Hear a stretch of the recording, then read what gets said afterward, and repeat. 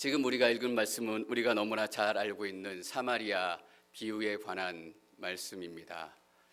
선한 사마리아인이라는 제목이 늘 달려 있기도 합니다. 근데 저는 이 선한 사마리아인이라는 결론이 늘 좀 이상하다고 생각을 해왔습니다. 왜냐하면 오늘 이 비유의 시작이 이렇게 시작이 되고 있기 때문입니다. 선생님, 제가 무엇을 해야 영생을 얻을 수 있습니까? 제가 어떻게 해야 구원을 얻을 수 있습니까?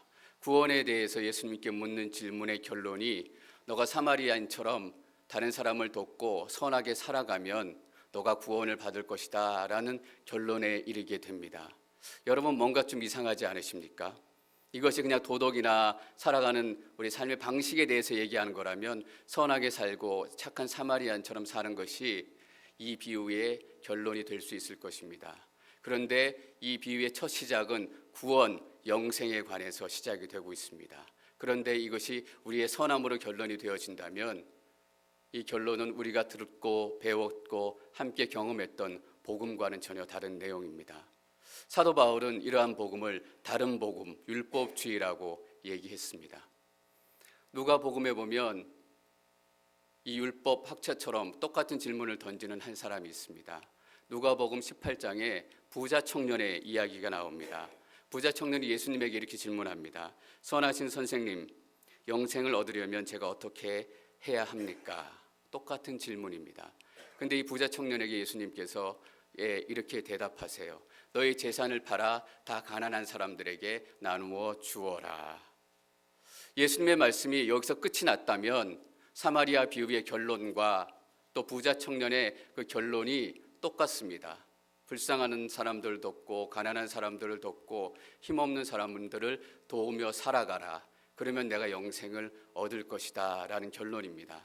근데 예수님의 말씀은 여기서 멈추지 않았습니다. 누가복음 18장 22절 말씀을 저희가 함께 읽겠습니다. 22절 시작. 이 말을 듣고 예수께서 말씀하셨습니다. 내게 아직 부족한 것이 한 가지 있다. 내가 가진 것을 모두 팔아 가난한 사람들에게 나누어 주어라. 그러면 하늘에서 보물을 가질 것이다. 자, 뭐라고 기록되어 있습니까? 읽습니다. 시작. 그 후에 와서 나를 따르라. 어떻게 하면 선생님 제가 영생을 얻을 수 있습니까? 구원을 얻을 수 있습니까? 라는 질문에 예수님의 마지막 결론은 무엇입니까? 나를 따르라 라는 것입니다.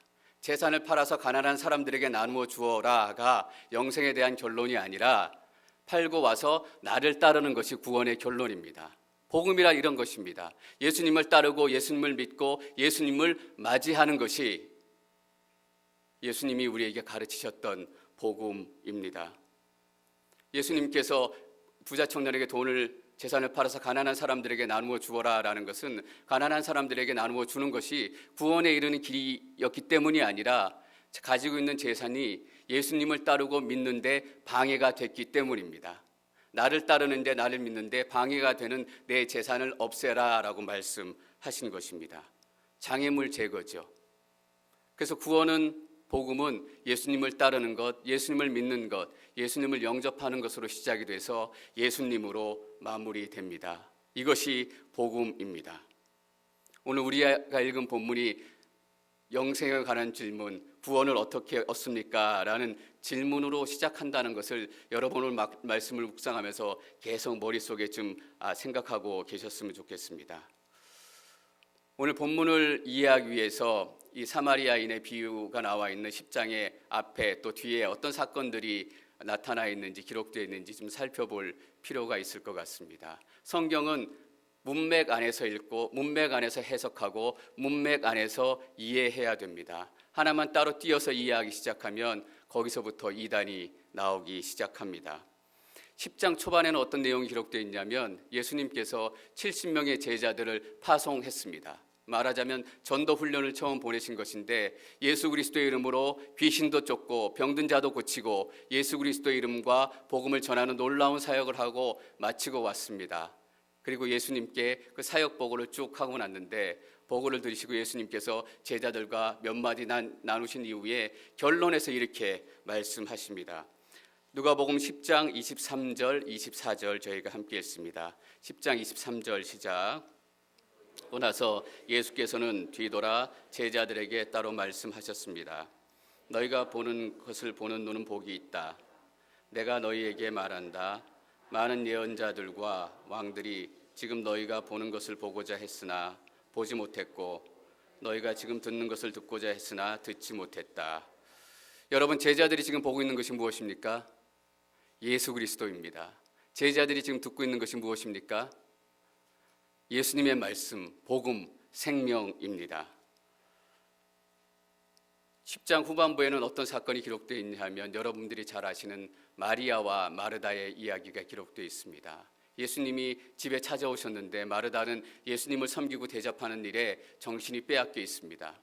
그런데 마리아는 어떻게 하고 있었는지 혹시 여러분들 기억하고 계십니까? 예수님 발 앞에 앉아 있었습니다. 그러니까 마르다가 예수님께 불평하고 투정합니다. 마리아도 와서 이 일들을 돕도록 예수님께서 명령해 주십시오 라고 불평하니까 그 불평에 예수님께서 이렇게 대답하십니다. 누가복음 10장 41절 말씀 읽습니다. 41절 시작. 마르다야, 너는 많은 일로 염려하며 정신이 없구나. 뒤에 그러나 꼭 필요한 것은 한 가지뿐이다. 마리아는 좋은 것을 선택했으니 결코 빼앗기지 않을 것이다 라고 기록이 되어 있습니다. 42절 말씀까지 기록이 되어 있습니다. 꼭 필요한 것은 한 가지뿐이다. 꼭 필요한 것이 무엇입니까? 예수님입니다. 한 가지 좋은 것은 무엇입니까? 예수님입니다. 사마리아 비유의 앞뒤로 나와 있는 그 컨텍스트의 본문들이 예수님을 포커스로 하고 있다라는 것을 여러분들 기억해 주십시오. 구원과 우리 삶과 우리 믿음의 핵심에 예수님으로 결론이 나고 있습니다. 그렇다면 중간에 끼어 있는 이 사마리아인의 비유의 결론이 무엇이 되어야 할까요? 예수 그리스도가 돼야 합니다. 이 결론을 제가 먼저 내놓고 말씀을 묵상하기 시작했습니다. 어쩌면 우리가 그동안 묵상하고 공부하고 또 배웠던 그 말씀과 조금 다른 결론이 될지도 모르겠습니다. 우리가 25절부터 묵상하면서 또 같이 이야기를 나누도록 하겠습니다. 25절 말씀 같이 읽습니다. 시작. 한 율법학자가 일어나 예수를 시험하려고 물었습니다. 선생님, 제가 무엇을 해야 영생을 얻을 수 있습니까? 율법학자가 나타납니다. 율법학자는 율법에 정통한 사람입니다. 다시 말하면 알만한 것들은 다 알고 있는 그런 사람입니다. 근데 이 사람이 왜 왔냐 하면 예수님을 시험하기 위해서 예수님 앞에 나와왔습니다. 예수님에게 사람들이 너무나 많은 여러 가지 이유로 나옵니다. 너무나 많은 이유를 가지고 교회에 나옵니다. 어떤 사람들은 소문을 듣고 나오기도 하고 어떤 사람은 호기심을 가지고 예수님 앞에 교회에 나오기도 합니다. 또 어떤 사람들은 가면 잘 살 수 있다니까, 예수님 만나면 병이 나올 수 있다니까 그 마음을 가지고 나오기도 합니다. 어떤 사람은 이 율법학자처럼 시험하려고 나온 사람이 있습니다. 저 목사 설교 잘하나 못하나 한번 두고 보자. 이 교회 성도들은 나를 따뜻하게 해주나 안 해주나 시험하기 위해서 나오는 사람이 있습니다. 여러분, 조정민 목사님 잘 아시죠? 사모님께서 매일 새벽기도 가시니까 새벽기도에서 뭐 나쁜 짓 하지 않나 감시하러 갔다가 덜컥 예수님을 만나게 됐습니다. 그래서 목사까지 되셨습니다. 어떤 이유로 예수님 앞에 교회에 나오느냐보다 예수님 앞에, 교회 앞에 또 예배하러 나오는 것 그 자체가 중요합니다. 내가 다른 목적을 가지고 예수님 앞에 나왔을지라도, 다른 목적을 가지고 교회 예배하러 왔을지라도 어느 순간 하나님의 은혜의 때가 열리면 덜컥 예수님을 만나게 됩니다. 여러분, 사랑하시는 분들을 예배에 자주 데리고 나오십시오. 그들이 와서 무슨 기적이 일어나겠나 그런 마음 갖지 마시고 기회가 닿는 대로 그들이 불평하거나 그들이 짜증내거나 앉아있다가 어느 순간에 은혜의 문이 열려서 덜컥 예수님을 만나는 순간이 있을 줄 믿습니다. 이 율법학자는 분명히 좋은 의도를 가지고 예수님 앞에 나오지는 않았습니다. 그러나 이 율법학자가 던지는 질문은 정말 우리가 평생토록 귀담아 들어야 할 이야기입니다. 영생을 얻으려면 어떻게 해야 합니까? 아마도 우리 인생 가운데 던져야 될 가장 중요한 질문이 바로 이 질문이 아닐까 싶습니다. 여러분, 영생을 얻으려면 어떻게 해야 합니까? 계속적으로 우리가 질문을 던지고 예수님께 그 예수님의 마음 또 하나님의 말씀을 받고 살아야 합니다. 얼반에 있을 때 이렇게 큐티 세미나 또 강사님들 초청해서 열어보면 세미나가 좀 나눕니다. 초급, 중급, 고급 큐티반으로 나누게 되는데, 큐티라는 게 사실 초급, 중급, 고급 나눈다는 것 자체가 조금 맞지는 않는데, 편의상 또 강의의 여러 가지 수준들을 조정하기 위해서 그렇게 이름을 붙이고 큐티를 나누고 또 교육하고 세미나를 하게 됩니다. 가장 큰 차이점이 굳이 있다면 바로 이것입니다. 중급, 고급 큐티에 가면 큐티 하시는 분들이 질문을 던지기 시작한다라는 것입니다. 하나님의 말씀을 들을 뿐만 아니라 그 하나님의 말씀을 가지고 하나님 앞에 질문하기 시작한다라는 것입니다. 하나님, 왜 이 말씀을 오늘 내 인생 가운데 주시기 시작하는 것입니까? 왜 내 남편을 오늘 이 삶 가운데서 만나게 하셨습니까? 그런 일상적인 질문에서부터 정말 깊은 질문까지 좋은 질문들이 자꾸 던져지기 시작합니다. 저도 설교를 준비해 보면 묵상을 하게 되는데요. 좋은 설교는 자꾸 하나님께 제가 질문하게 되는 설교가 좋은 설교가 나옵니다. 하나님께 자꾸 묻고 하나님의 마음을 듣고 하나님의 메시지를 듣고 준비하는 설교입니다. 여러분, 어떻게 하면 우리가 영생을 얻을 수 있습니까? 예수 그리스도는 누구십니까? 라는 질문이 우리 인생 가운데 가장 중요한 질문입니다. 제가 이 질문을 다시 강조하는 이유는 이 비유의 스토리의 시작이 영생, 구원으로부터 시작이 됐다라는 것을 강조하기 위해서입니다. 27절 말씀 저희가 같이 읽습니다. 27절 시작.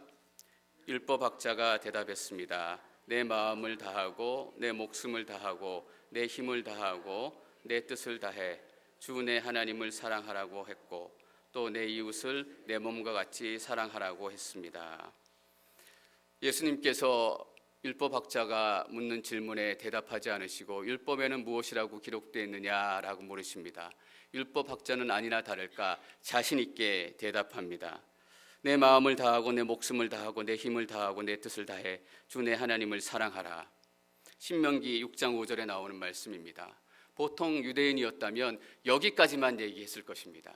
근데 이 율법학자는 레위기 19장 18절 말씀을 하나 더 붙입니다. 내 이웃을 내 몸과 같이 사랑하라. 이 두 가지 말씀을 연결시킬 수 있다는 것은 이 율법학자가 율법학자 중에서도 뛰어난 말씀의 전문가라는 것을 의미합니다. 그리고 그 자신 있는 그 마음을 예수님 앞에서 당당히 얘기하고 있는 그런 모습입니다. 내가 영생과 구원에 관한 것을 얘기하고 정리할 수 있습니다. 내가 이렇게 얘기할 수 있다면 내 스스로가 영생을 얻을 수 있고 구원의 길을 찾을 수 있지 않겠습니까? 라고 예수님께 도전하는 것입니다. 저기 28절 말씀 계속해서 읽습니다. 28절 시작. 예수께서 대답하셨습니다. 내 대답이 옳다. 그대로 행하면 내가 살 것이다. 만약 예수님께서 여러분에게 이렇게 말씀하신다면 내 대답이 옳다. 그대로 행하면 내가 살 것이다 라고 말씀하신다면 여러분들은 어떻게 하시겠습니까? 저라면 아마 이렇게 대답했을지 모르겠습니다. 제가 그것은 알고 있지만 예수님, 저는 그냥 제 인생 하나도 간신히 살아내는 그런 사람입니다. 내가 하나님을 사랑하지만 성경에 말하는 것처럼 하나님을 그렇게 완전히 사랑할 수 있는 사람도 아니고 다른 이웃을 조금 사랑할 수 있지만 성경에 말하는 것처럼 완전하게 사랑하고 살아낼 수 있는 사람이 아닙니다. 제가 그렇게 나가서 행하고 살아야 된다면, 그래서 구원을 얻을 수 있다면 저는 제가 지키는 것으로 제 힘으로는 구원을 얻을 수 없는 사람입니다. 저는 예수님이 필요합니다. 이것을 지키라고 말씀하지 마시고 예수님께서 나를 구원하시고 내가 이루어낼 수 있도록 도와주십시오. 나는 나를 구원할 수 없습니다. 라고 뒷걸음질 치면서 이렇게 얘기했을 것 같습니다. 여러분, 우리 가운데 구원의 믿음, 복음의 시작이 어떻게 시작이 됩니까? 나는 아무것도 할 수 없는 사람입니다. 나는 나를 구원할 수 없는 인생입니다. 나는 간신히 살아가는 그런 인생이기 때문에 하나님의 뜻을 제대로 이루며 살아가기도 어렵습니다. 그러니 제가 이 말씀을 다 지켜서 어떻게 구원을 완성하겠습니까? 예수님 도와주십시오. 내가 구원자가 필요합니다. 내가 예수님이 필요합니다 라는 고백에서부터 우리 가운데 복음이 시작됩니다. 어떤 목사님이 이렇게 말씀하시는 걸 제가 들었습니다. 여러분, 전도를 어떻게 시작합니까? 어떻게 전도가 시작이 됩니까? 전도하는 대상자가 얼마나 비참한 환경 가운데 있는지 여러분들이 깨닫게 하신다면 거기서부터 전도가 시작될 수 있습니다. 가장 비참한 현실과 상황이 무엇입니까? 나는 나의 죄를 어떻게 할 수 없다라는 것입니다. 나는 나의 아픔과 나의 절망과 나의 고통을 내 힘으로 다스리고 이겨낼 수 없다라는 것입니다. 나는 이렇게 나약하고 연약하니까 나의 아픔에서 구원해 줄 구원자, 나의 연약함에서 치유해 줄 치유자가 필요하다라는 것을 깨닫게 만드는 것으로부터 복음이 시작이 되는 것입니다. 그런데 율법학자는 그렇게 얘기하지 않습니다. 너무나 당당하고 내가 율법을 이렇게 많이 알고 있기 때문에 내가 구원을 이룰 수 있다라는 자신감 가운데서 29절에 이렇게 얘기합니다. 29절 말씀 저희가 같이 읽습니다. 29절 시작. 이 율법학자는 자신이 옳다는 것을 보이려고 예수께 물었습니다. 그러면 누가 제 이웃입니까? 예수님에게 그러면 누가 제 이웃입니까? 라고 율법학자가 묻고 있습니다. 여러분, 율법학자가 정말 예수님이 어떤 대답하실지 몰라서 물었다라고 생각하십니까? 예수님을 심판하기 위해서, 예수님을 시험하기 위해서 나왔다면 그동안 예수님이 누구하고 어울렸는지, 어떤 얘기하셨는지, 어떤 가르침을 가르치셨는지 다 조사해보고 나왔을 것입니다. 그래서 예수님에게 어떤 사람이 내 이웃입니까? 라고 얘기하면 예수님께서 분명히 이렇게 얘기할 것이다. 세리와 창기가 내 이웃이다. 약하고 억압되어지고 돌볼 사람이 없는 사람이 내 이웃이다. 더 나아가서는 다른 이방 사람들, 사마리아 사람도 내 이웃이 될 수 있을 것이다 라는 대답을 알고 있었을 것입니다. 그런데 그 대답을 알고 있으면서도 이렇게 29절에 기록이 되어 있습니다. 그런데 율법학자는 자신이 옳다는 것을 보이려고 예수님께서 창기와 세리와 문둥병자가 친구다, 이웃이다 라고 얘기할 때 자기는 자기가 가지고 있는 말씀을 통해서 아닙니다. 그 사람들은 우리의 친구가 아니고 함께 믿음의 공동체에 들어와 있는 사람들의 친구입니다. 그리고 그 사람들에게 내가 정말 잘해주고 정말 그 사람들을 도와서 내가 이웃을 내 몸같이 사랑해서 구원을 이루어낼 수 있을 것입니다 라고 반박할 준비를 하고 있다라는 얘기입니다. 그런데 율법학자의 이 자신 있는 반박과 도전의 말씀을 듣고 예수님께서는 대답 대신 한 가지 스토리를 이야기하시기 시작합니다. 이 스토리가 진짜 일어났던 일이냐 그렇지 않느냐 그것은 중요하지 않습니다. 이 스토리 가운데 하나님께서 비유로 메시지를 던져주시기를 원하십니다. 저기 30절 말씀 함께 읽습니다. 30절 시작. 대답하셨습니다. 한 사람이 예루살렘에서 여리고로 가다가 강도들을 만나게 됐다. 강도들은 그의 옷을 벗기고 때려 거의 죽게 된 채로 내버려 두고 갔다. 한 사람이 강도에게 두들겨 맞고 빼앗기고 옷도 뺏기고 거의 반죽음의 상태로 길거리에 버려졌습니다. 뒤에 부분을 여러분 묵상하시면서 이 한 사람이 누구일까라고 계속해서 마음의 궁금증을 가지시고 말씀을 묵상해 가셨으면 좋겠습니다. 이 한 사람이 예루살렘에서 여리고로 가다가 강도를 만납니다. 예루살렘은 해발 3,000피트 정도 높이에 있는 높은 곳에 있는 도시입니다. 여리고는 해면 바다보다 1,000피트 낮은 곳에 있습니다. 4,000피트의 급격한 경사를 따라서 여리고까지 가야 되는 길입니다. 거리로는 한 17마일 정도 된다라고 하고요. 킬로미터로 환산하면 한 27km 되는 정도입니다. 여러분 그 급격한 경사를 생각해 보시고 광야, 산들, 또 꼬불꼬불한 길들, 위험한 낭떠러지들, 그래서 이 위험한 길로 유명할 뿐만 아니라 예루살렘에서 여리고로 가는 지역은 강도, 빈번, 출몰 지역으로 유명한 지역이었다라고 합니다. 너무나 위험한 곳이고 또 인적이 드문 곳이기 때문에 유다 백성들, 이스라엘 백성들 가운데 불량배들이 숨어 있다가 강도짓을 하기도 하고 원정 나온 그런 강도들도 많았다라고 합니다. 아랍에 사는 사람들, 아람인들도 여기 와서 강도질을 하고 사람들을 죽이고 빼앗던 일이 빈번했다라는 기록이 있습니다. 아니나 다를까 이 한 사람이 빼앗기고 맞고 거의 반 정도 죽어서 길거리에 벌어져 있습니다. 여러분이 한 사람의 상태가 어떤 상태일지 한번 상상해 보시기를 바랍니다. 인적이 드문 곳, 거의 반죽음 상태로 홀딱 벗겨져서 길거리에 버려져 있다면 그냥 놔두면 10중 8구 죽을 게 틀림이 없습니다. 그렇지 않다면 들짐승이 찾아와서 들짐승의 먹이가 되어서 그 생명이 사라질 것이 틀림이 없습니다. 이 사람이 어떤 상태인가? 이 사람이 도와줄 사람이 필요한 상태입니다. 자기는 자기를 구원할 수 없기 때문에 누군가 와서 나를 구원해주고 도와주지 않는다면 이 사람은 살아날 가망성이 없는 사람입니다. 이 사람이 그렇게 쓰러져 있는데 제사장과 레위인이 걸어서 지나가게 됩니다. 제가 31절, 32절 말씀 함께 읽습니다. 31절과 32절 시작. 마침 한 제사장이 그 길을 내려가는데 그 사람을 보더니 반대쪽으로 지나갔다. 이와 같이 한 레위 사람도 그곳에 이르러 그 사람을 보더니 반대쪽으로 지나갔다.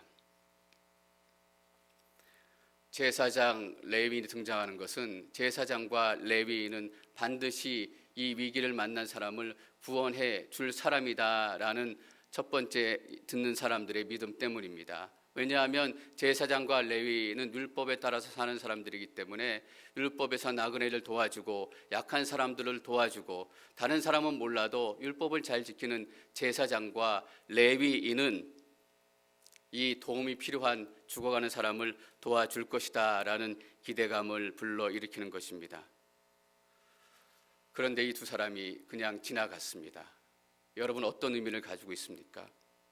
이스라엘 백성들을 구원해 줄 것으로 믿었던 율법, 안식일 지키는 것, 또 음식 정결하는 것을 지키는 것, 또 안식일에 일하지 않고 또 십계명을 지키고 율법을 따라 사는 것, 또 관습에 따라 사는 것이 그들을 지켜줄 것이라고 믿는 믿음이 그들 가운데 있었습니다. 그 종교적인 시스템을 대표하는 것이 제사장과 레위인입니다. 그들을 구원해 줄 것이라고 믿었던 그들의 종교적인 시스템이 그들을 구원해 주지 못할 것이다 라는 예수님의 경고의 말씀이 들어가 있습니다. 저희가 이어서 33절 말씀 계속해서 읽습니다. 33절 시작. 어떤 사람이 있는 곳에 이르러 그를 보고 불쌍한 마음이 들어. 그런데 다른 사람이 나타났습니다.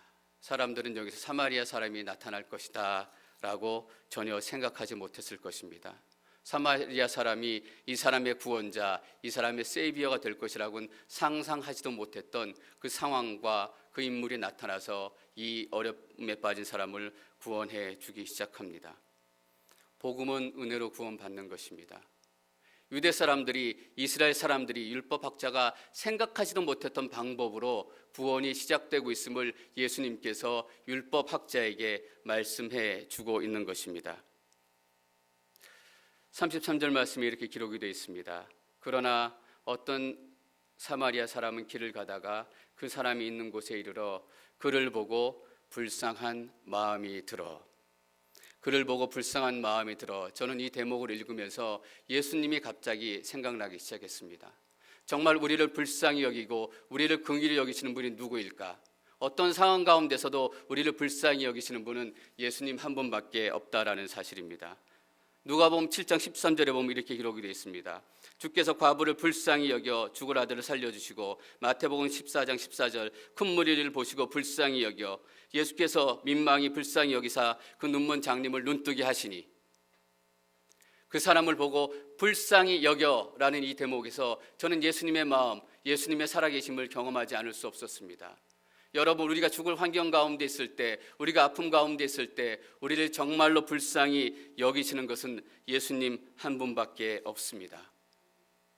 전혀 생각하지도 못했던, 예수님이 구원자라고 생각하지도 못했던 유대인들에게 예수님 당신이 구원자이다라는 것을 점차적으로 선포하고 계십니다. 저게 34절과 35절 말씀 읽습니다. 34절, 35절 시작.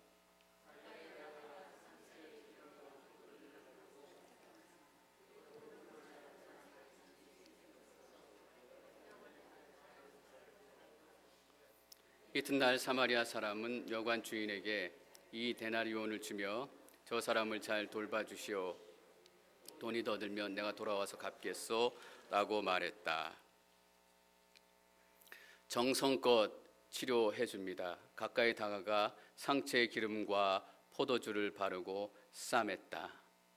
그리고 그 사람을 자기 짐승에 태워서 여관에 데려가 잘 보살펴 주었다.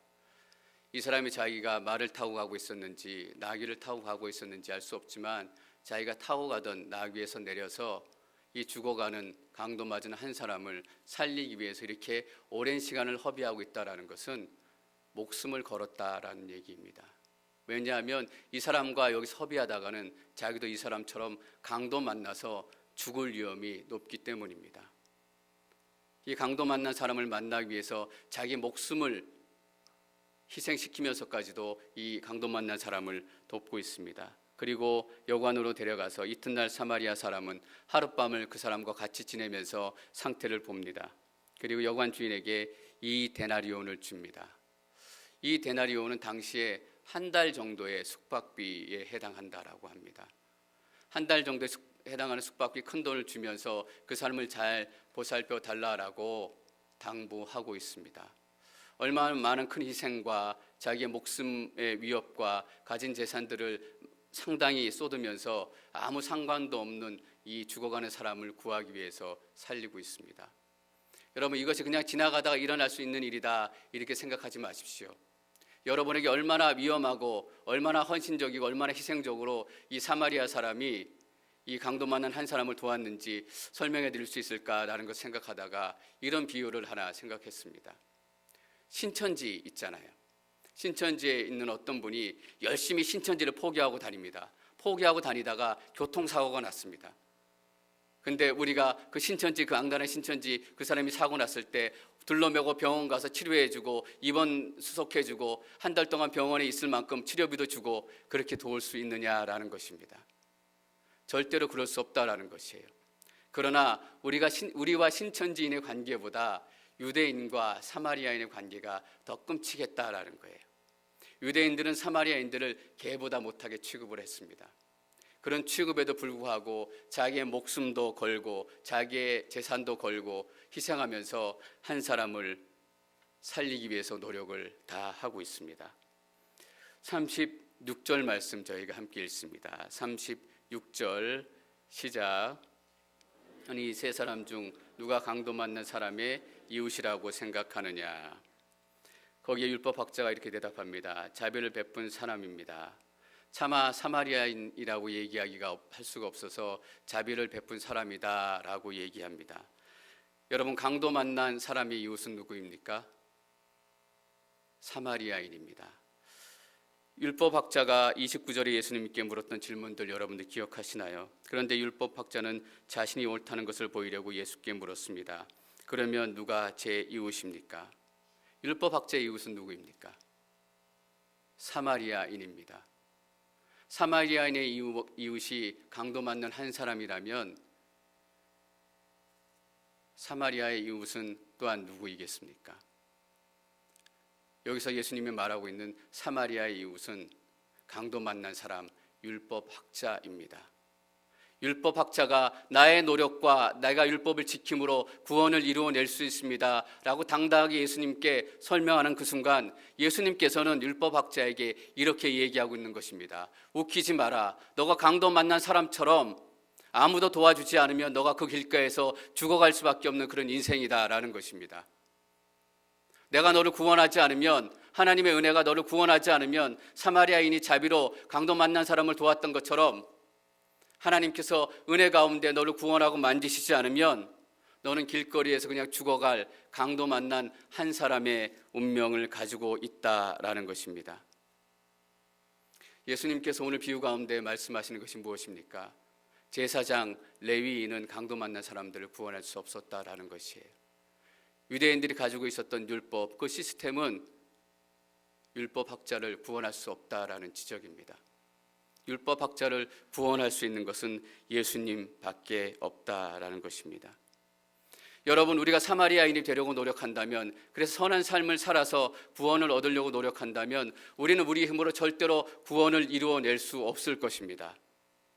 우리는 강도 만난 한 사람입니다. 우리의 힘으로 우리를 어떻게 할 수도 없고 우리를 구원할 수도 없고 우리를 한 발자국도 움직이게 할 수 없기 때문에 사마리아인의 도움처럼 예수님의 도움이 필요한 사람들 뿐입니다. 우리가 강도 만난 사람처럼 길거리에 누워 있을 때, 우리 인생 가운데 절망 가운데 누워 있을 때 하나님께서는 우리의 힘으로 그 고통 가운데서, 어려움 가운데서 일어나라라고 말씀하시지 않습니다. 사마리아인처럼 예수님께서 우리 가운데 찾아와 주셔서 우리의 아픔을 만지시고 우리의 고통을 만지시고 우리 가운데 하나님의 자비를 부으시겠다라는 것입니다. 저는 여기 계신 모든 분들이 우리 자신이 강도 만난 한 사람인 것을 깨닫기를 바랍니다. 우리가 선한 사마리아인이 되려고 노력한다거나 선한 사마리아인이다라는 착각에 빠지게 되는 순간 우리는 더 절망 가운데 빠질 수밖에 없습니다.